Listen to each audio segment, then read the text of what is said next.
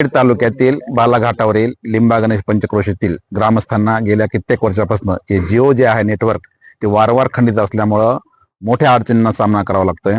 जर पाहिलं तर सध्या 12वीच्या परीक्षा चालू आहेत, ऑनलाईन अभ्यासक्रम असेल, त्याचबरोबर बँकिंगचा व्यवहार असेल, त्याचबरोबर ज्याला आपण म्हणतो की ट्रान्झॅक्शन असेल, वारंवार फोन कट होणं, कॉल कट होणं आणि यामुळं जे डिजिटल व्यवहार जे आहेत ते डिजिटल व्यवहार सुद्धा बंद आहेत.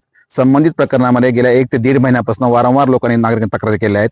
याविषयी दैनिकात बातम्या सुद्धा प्रसिद्ध झालेल्या आहेत. याला कंटाळून बऱ्याच लोकांनी जिओचं पोर्ट करून इतर बाकीचे जे आहे कंपन्या त्याच्यामध्ये नेटवर्क केलेलं आहे.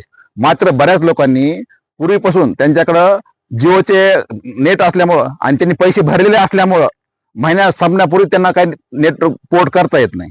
एकंदरीत या गलतान कारभाराच्या विरोधात आम्ही सगळे जिओच्या टावरच्या वर चढून याचा निषेध केलेला आहे आणि संबंधित आंदोलन करत असताना पोलीस प्रशासन असेल, मंडळ अधिकारी असेल, महसूल प्रशासन असेल यांनी आम्हाला विनंती केल्यानंतर त्यांच्या विनंतीला मान देऊन आज आम्ही हे आंदोलन तुर्तास स्थगित करण्यात आलं आहे.